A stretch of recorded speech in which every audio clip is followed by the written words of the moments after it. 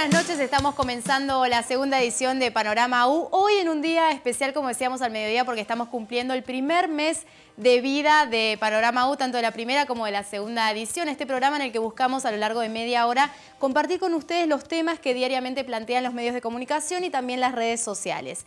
Al mediodía, recordarán, cerramos el programa destacando por un lado noticias vinculadas con la salud del gobernador Francisco Pérez. Un segundo tema también posicionado fuerte hasta el mediodía, vamos a ver cómo evolucionó, bancarios. Recordemos que hoy a partir de las 11 se cortó la atención porque están en asambleas y también tomando medidas de fuerza, como por ejemplo un paro el 12 de mayo. Un tercer tema también posicionado hoy al mediodía era paritarias en el ámbito de salud. Vamos a ver qué resolvió, si es que aún no ha resuelto o sí el plebiscito ATE AMPROS. Y por último, edición Un Curso, la publicación digital de la universidad hoy planteaba como tema central AISAM. Ya vamos a retomar este tema. Desglosamos toda esta información junto con Ignacio Esteller, panelista de actualidad, Gerardo Jiménez Ponce, panelista de medios. ¿Cómo andan, chicos? Buenas noches. Feliz cumpleaños. Gracias. ¿Es su cumpleaños, Gerardo? No, me acabo de entrar al aire. De Panorama U, de Panorama U, perdón, pensé que era el cumpleaños de Gerardo. Primer mes de vida, decíamos. Y hoy nos visita Diego Bibiloni, abogado constitucionalista. Diego, muchísimas gracias por venir. Muchas gracias a ustedes. Vamos a estar tratando de esclarecer una de las noticias del día vinculada con los miembros de la Corte Suprema de Justicia. Ahora comencemos por una nota también que salía hoy a la mañana en varios medios vinculada con la salud del gobernador Francisco Pérez, si se tomaba o no licencia. Así es, bueno, el tema había empezado ayer por la tarde a posicionarse. Esta mañana estaba en la tapa de la edición impresa de Diario El Sol, sí, que nos informaba acerca del reposo médico del gobernador. También el tema estuvo en la mañana en varios portales digitales. Hablaba Los Andes de la salud volvió a complicar a Pérez, mientras que uno decía que el gobernador Francisco Pérez está pasado de vuelta, según dijo su médico. Estas declaraciones del médico del gobernador fueron tomadas por varios medios durante la mañana, también medios radiales y televisivos. Y hay que decir que hacia la tarde esta información tuvo algunas actualizaciones, porque hacia las 17 horas Diario Los Andes titulaba "Pérez anda con un estado de estrés importante" y MDZ decía que Tanús canceló su agenda por la salud de Pérez. De hecho, esta información MDZ la tomaba de la radio, ya que en la radio informaban hacia cerca del mediodía, daban esta información y decían que Tanús había declarado que había tenido que volverse de Buenos Aires su viaje, sí, porque le habían dicho de esta situación de salud de Pérez. Sin dar muchas más precisiones, lo decían en la radio, después MDZ hacia la tarde lo amplía en el portal digital. Repasamos entonces, Ignacio, ¿está con reposo médico el gobernador? Está con reposo médico. Hoy habló Diego Gusanti, quien es cardiólogo y médico personal del gobernador de la provincia. Bueno, él dio declaraciones, bien lo marcaba Gerardo, y dijo que anda con un estrés muy importante el mandatario provincial, pero está trabajando, está ejerciendo la gobernación de la provincia de Mendoza. Hoy fue a trabajar normalmente a Casa de Gobierno. Lo que dijo el médico es que ha tenido jornadas muy intensas. Por ejemplo, el día lunes se trabajó de las 7:30 de la mañana hasta las 23:30, según declaraciones del propio médico del gobernador Francisco Pérez. Y recordemos que antes del discurso él sufrió una arritmia, fue internado durante toda la noche, luego tuvo el discurso de apertura de sesiones, en donde fue una jornada muy intensa para Paco Pérez. En este sentido, dijo el médico que el estrés le quita muchas horas de sueño, por eso le han dado medicamentos para que esté más tranquilo y pueda conciliar el sueño por la noche. Pero el gobernador está bien de salud, según lo que dijo el médico. Volvemos al tema Tanús. ¿Quién es el presidente de la Cámara de Diputados? Bueno, él tuvo que suspender su agenda cuando le informaron sobre la situación del gobernador Francisco Pérez. Recordemos, Tanús había viajado a Buenos Aires por una agenda bastante intensa. Entre ellas era participar del evento que condujo la presidenta de la Nación por este aniversario de Néstor Kirchner como titular de la UNASUR. Nota de edición Un Curso, la publicación digital de la universidad vinculada con AISAM. Sí, exactamente. Es un tema que Edición Un Cuyo ya había tratado hace algún tiempo y ahora lo profundiza. El titular dice: Aguas Mendocinas pide ampliar el área servida para llevar agua al Pedemonte. Una información respecto de obras de la empresa justamente para proveer del servicio de agua hacia el oeste de Mendoza. Ignacio. Es una nota que saca hoy Edición Un Cuyo y también semanas atrás había reflotado este tema. Es una gran obra que quiere propiciar este gobierno, una obra de 100 millones de pesos para garantizar agua a las zonas del oeste de la capital de Mendoza, el Gran Mendoza, mejor dicho. Garantizar también el suministro de agua para dicha zona, para garantizar el servicio cuando, bueno, se corta debido, ya lo habíamos explicado, pero lo hacemos bastante rápido. Cuando llueve en la zona de Cacheuta se embarra mucho el agua, llega con mucho caudal de barro y las plantas potabilizadoras tienen que dejar de funcionar. Por eso los mendocinos nos quedamos muchas veces sin agua en el Gran Mendoza. Esta obra viene en este sentido y ahora ISAM pide operar en la zona oeste de estos barrios como primera medida para esta gran obra de 100 millones de pesos para instalar el caño que lleve agua hacia las zonas del oeste. Al mediodía decíamos que no habían títulos centrales de etapa a nivel local coincidentes. Sin embargo, había un denominador común vinculado con Fernández Sagasti. Exactamente, titular común vinculado con la diputada Anabel Fernández Sagasti, camporista, y que en realidad también están vinculados con tapas de medios nacionales. Con Clarín, digamos, puntualmente. Sí, con Clarín y La Nación, digamos. Sí. Clarín y La Nación, a nivel nacional, Clarín hablaba de una embestida del gobierno para lograr una vacante en la Corte, mientras que La Nación hacía referencia a la confirmación de Lorenzetti en su cargo. Digamos, los medios a nivel nacional en la mañana retomaban un tema que nosotros hablamos ayer y antes de ayer, porque es cierto que muchas veces pasa que los medios de la edición impresa en los diarios retoma temas fuertes de la agenda del día anterior. Después estos temas ven muchas actualizaciones a lo largo del día, pero retomaban el tema de la supuesta renuncia de Lorenzetti a la presidencia de la Corte. Y luego los medios locales vinculaban estos temas y principalmente Los Andes hacía una vinculación cuando hablaba de la diputada mendocina y su lugar clave, decían, en la embestida contra la Corte. Esta embestida sobre la Corte es la que referían los medios a nivel nacional. Concretamente, la diputada Anabel Fernández Sagasti ahora va a estar al frente de la Comisión de Juicio Político. Es la titular de dicha comisión que va a tomar todas las denuncias contra Carlos Fait, ministro de la Corte Suprema de Justicia, quien hoy tiene 97 años y en este sentido, por eso lo digo, es donde vienen las críticas hacia el ministro de la Corte. Hay varios diputados que lo critican y que le dicen que tiene falta de idoneidad física para ejercer su cargo. De ahí viene esta crítica e investiga del Gobierno Nacional contra uno de los ministros. Concretamente, Diego, lo que va a hacer la diputada Sagasti es darle curso a las denuncias que, como decía Ignacio, recaen sobre Carlos Fait, vinculadas por un lado al estado de salud y por otro también decían mal desempeño, porque se ha puesto en duda si ha firmado la acordada por la cual se confirmó como presidente de la Corte a Ricardo Lorenzetti. Bueno, en realidad el tema es que, de acuerdo al artículo 53 de la Constitución, ahí figuran claramente cuáles son las atribuciones o lo que serían los motivos por los cuales se puede remover un miembro de la Corte.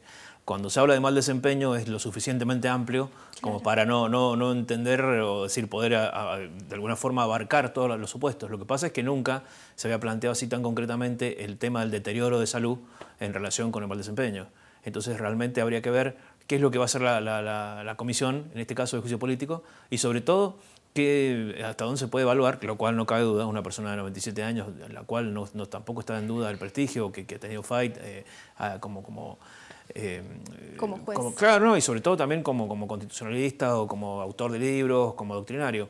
El problema es que, evidentemente, y lo que vos planteabas de la famosa acta en la cual se lo reelige a Lorenzetti, ahí es donde viene el problema. Si en realidad Lorenzetti se cura en salud, previendo una embestida que ya viene desde hace mucho tiempo sobre la Corte, que en realidad no es una embestida, porque no puede funcionar con 4 miembros, a partir de la renuncia de Zaffaroni y de la muerte de Petraki y de Carmen Aljibay. Entonces, en realidad, lo bueno de estar acá es precisamente poder poner las cosas en su lugar y saber que no estamos ni de un lado ni del otro, sino decir, a ver, ni es una embestida contra la Corte y tampoco es algo que viene de ahora o que la presidenta se la agarró ahora con Lorenzetti, porque hay varias cosas que son bastante raras o bastante irregulares, como por ejemplo que desde hace rato la Corte no podría funcionar con 4 miembros y sin embargo lo está haciendo. De los 4 miembros que están, el que más entero está físicamente es Lorenzetti, porque Hayton de Nolasco tiene un problema osteoarticular muy grave, solamente verla como para ver que está totalmente doblada, torcida, apenas se puede mover. Maqueda tiene un problema muy grave gastrointestinal y permanentemente tiene que dejar de sus funciones y tener que correr, salir corriendo. Y bueno, y Fait, pobre, si en realidad apenas, por ejemplo, dicen, es claro y absolutamente seguro y comprobado que no firmó el acta porque no estaba. O sea, claro, estaba en su domicilio. Y cuando llegaron a la casa, es decir, no sabía quién era el que había venido, le preguntó al que le vino a traer, que era uno de los secretarios de la Corte. Diego, en el próximo bloque te voy a pedir esclarecer un poquito más cómo es el repaso histórico, ¿no? De las definiciones legales en cuanto a los miembros de la Corte Suprema. Hacemos el primer corte, pero recuerden, ustedes pueden opinar acerca de estos temas y aquellos que hoy no han planteado los medios de comunicación en las redes sociales. sociales para eso. Nuestro Twitter @SeñalUTV, Señal en este caso con N, Facebook Señalú y nuestra web www.señalu.tv. Corte, ya regresamos.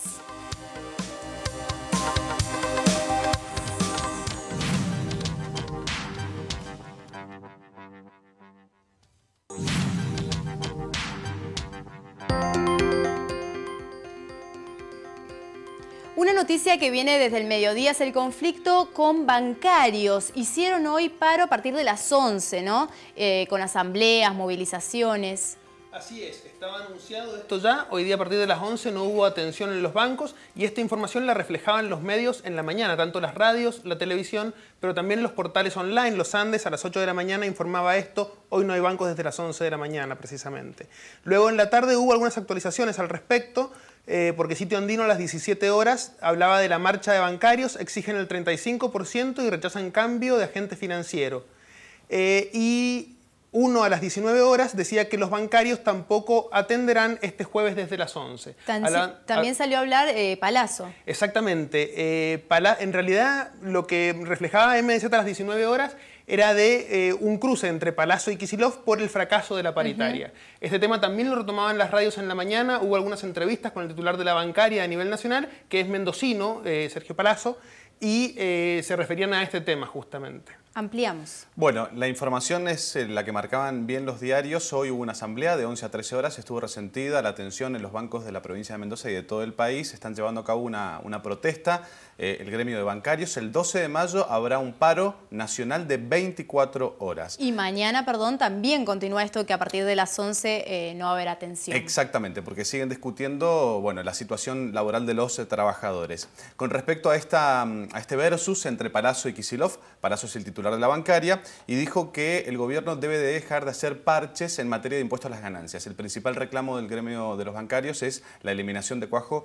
de este tributo y también habló de la inflación, de que siempre los salarios van detrás de la inflación. De esta manera lo criticó al ministro de Economía, manifestando que él es el que lleva a cabo las paritarias y no los propios empresarios y las entidades bancarias. ¿Qué otra información para recalcar, Gerardo?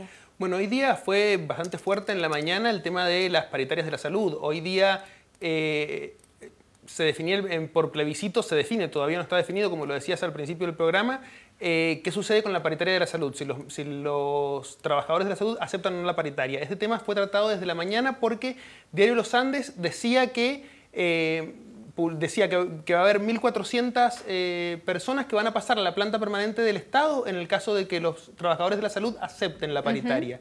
MDZ hablaba de 1.000 contratados que pasarán a planta, pero sí fue muy fuerte, hay que decir, el cruce que se dio esta mañana entre Raquel Blas, titular de ATE, y Marcelo Arce, periodista de MDZ, al aire en MDZ Radio, un cruce por este tema donde Marcelo Arce acusaba directamente a los gremios ATE y AMPROS de estar en connivencia con el gobierno y haber arreglado puntos de la paritaria que no tienen que ver con el aumento de 35%, sino que tienen que ver justamente con el pase a planta, diciendo que esto los beneficiaba a ambos.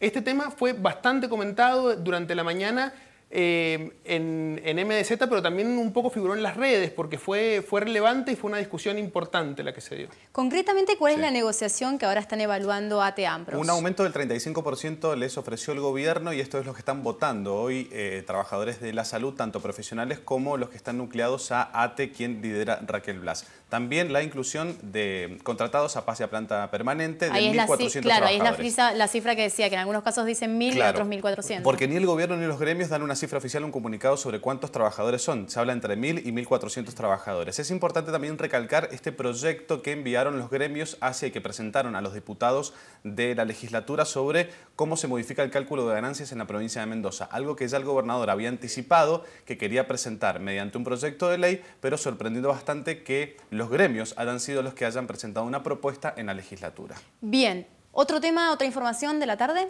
Bueno, empezaba a circular a la tarde a las 19 horas, lo publicaba Diario Los Andes, decía: el juez Fait afirmó que resistirá en su cargo mientras esté bien. Esta información tenía que ver con justamente esta solicitud de parte del kirchnerismo de hacer un informe médico para evaluar la idoneidad de Carlos Fait, de la que hablábamos antes, tema que también por otra parte tituló Edición Uncuyo hoy día en la mañana. Esta información que tenía Los Andes sobre la respuesta de Fait la retomaban después otros medios, lo retomaba MDZ, lo retomaba Diario 1, pero fue un tema importante a última hora de la tarde.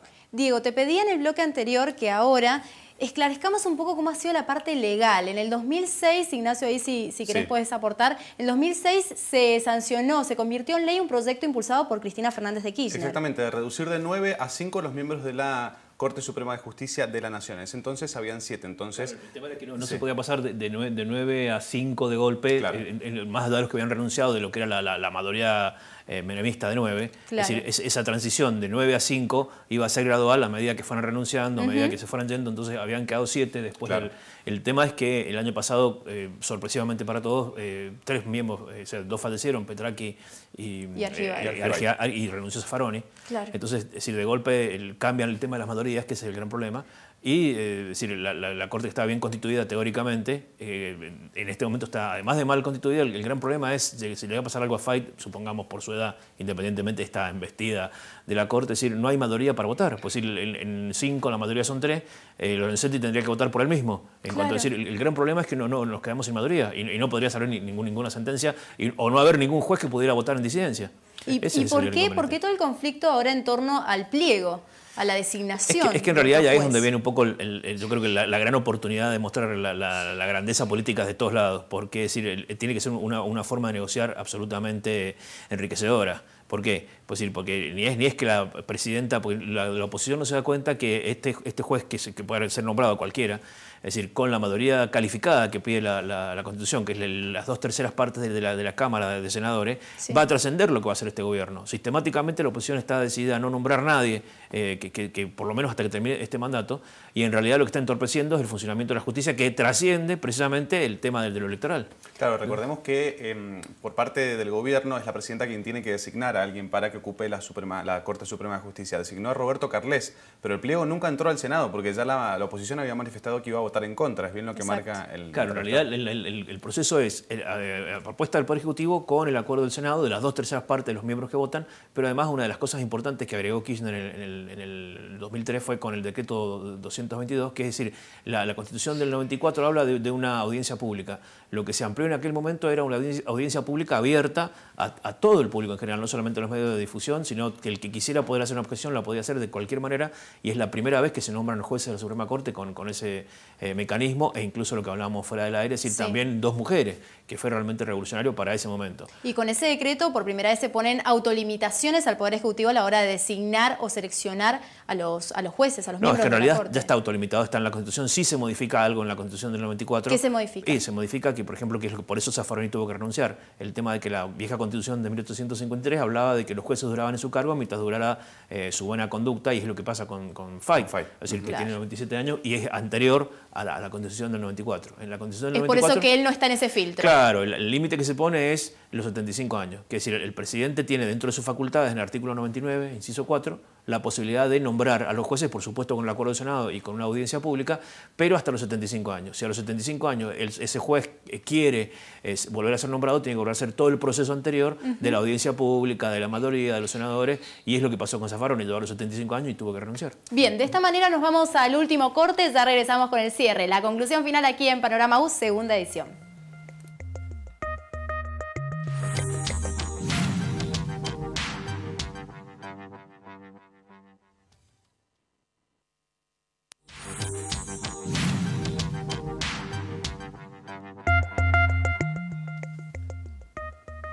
Último bloque, y ¿te parece, Ignacio, si nos metemos en redes sociales? ¿Qué se movía esta tarde y esta mañana también? Bueno, fue un día bastante similar al de ayer porque hubo temas fuertes en la mañana, teniendo en cuenta las paritarias, teniendo en cuenta temas a nivel nacional y temas locales, de los temas de coyuntura a nivel político, pero todo se lo fue comiendo el deporte, igual que ayer en la red social del Twitter. Las palabras que predominaron, que fueron tendencia en la tarde, fueron la palabra Messi, Neuer, Barcelona y Barça. Neuer es el arquero del Bayern Múnich. Recordemos que hoy jugó el Barcelona y el Bayern, donde el Barcelona le ganó 3-0. Bueno, estas 3 palabras fueron tendencia y vamos a reflejar mediante algunos tweets cómo esto se vio reflejado en la red social del Pajarito Azul. Por ejemplo, vamos a ver el Twitter de la cuenta oficial del Barcelona, en donde publica una foto del equipo festejando. Las reacciones en las redes sociales de los jugadores, una imagen da la vuelta al mundo. Y también tenemos la cuenta de Twitter del Bayern Múnich que recién veíamos. Bueno, hay toda una frase en alemán que básicamente lo que dice es que tenemos un partido más porque la semana que viene es la vuelta y tienen la revancha los alemanes.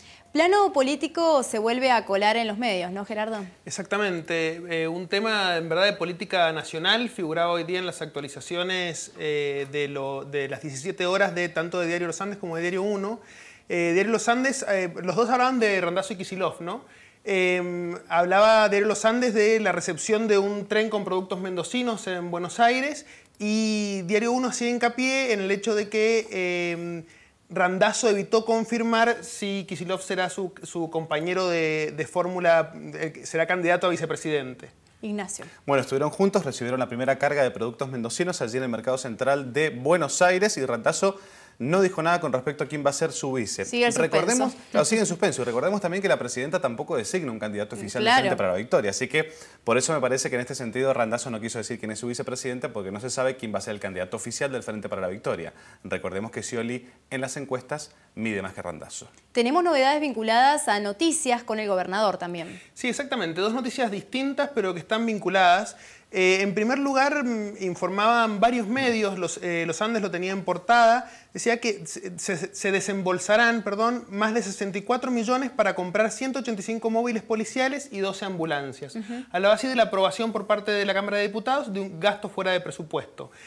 A esto se le suma otra información, como te decía, vinculada, porque Pérez pidió 1.000 millones para regantes, eso también era un titular de MDZ, y tiene que ver con esto, con gastos fuera de presupuesto que pretende hacer el gobierno provincial. Sí. Bien, vamos por parte. Lo primero, esos 64 millones de pesos para comprar 185 móviles policiales y 12 ambulancias es plata que viene de la Nación, del Tesoro Nacional. Hoy Diputados convirtió en ley la adhesión a un programa federal de fortalecimiento operativo de las áreas de seguridad y salud. Es un programa que viene de Buenos Aires, la plata viene financiado por el Tesoro Nacional y en este sentido Mendoza adquiere esta plata para comprar lo que recién mencionamos. Lo otro es un proyecto de ley que presentó hoy el gobernador Francisco Pérez, pidió 1.000 millones de pesos. 500 para este año y 500 para el año entrante. Se los pidió al Fondo de la Transformación y es para mejorar el recurso, es para tecnificar todo lo que tiene que ver con el riego y el agua en la provincia de Mendoza. La verdad que es muy largo el proyecto, pero básicamente es poner plata a todo lo que es el recurso hídrico y mejorar el agua para todo lo que es el riego en la provincia. Volvemos con el tema de la Corte. Actualmente son 4 los miembros de la Corte y por eso lo que hablábamos en el bloque anterior, ¿no, Diego? Sí, son Fait, que es el más cuestionado, Lorenzetti, que es el presidente, Elena Hayton de Nolasco y Maqueda.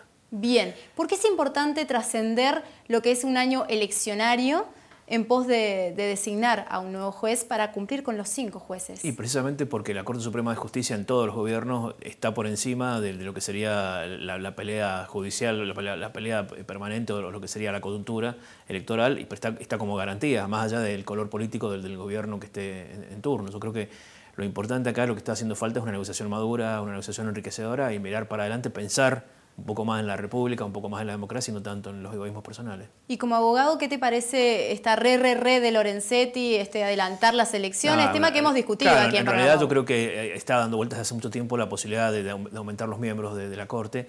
Entonces, en realidad el problema viene porque la Corte en sí rechaza la posibilidad de los conjueces con un argumento absolutamente lógico e idóneo, que es precisamente que los conjueces, que son los que van a reemplazar en caso de que falte alguno en una votación, también tienen que pasar por el Senado si es que van a hacer las mismas funciones que los jueces. Eso está bien. El problema, que lo que nadie dice, es que Lorenzetti plantea que como se rechazó la lista de los conjueces, esos lugares los van a ocupar los presidentes de las cámaras federales que no han sido elegidos para eso y encima son elegidos por mayoría simple, no por mayoría calificada como son elegidos los conjueces. O sea que en realidad está faltando los dos lados. Claro. Por parte del gobierno nacional, que pasen por el filtro del Senado, y por parte de lo que sería la Corte, que realmente sean jueces que hayan sido elegidos para ser jueces de la Corte, no jueces de cámara.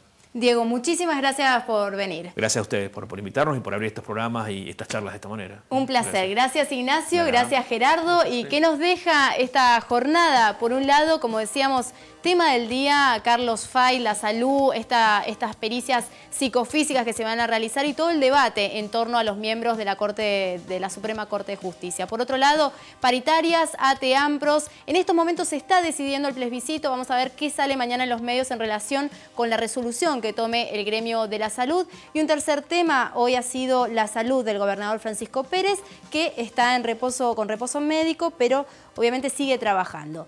De esta manera nos vamos y nos despedimos. Nos encontramos mañana a las 13 horas en vivo y muchas gracias por acompañarnos en este primer mes de vida de Panorama U. Hasta mañana.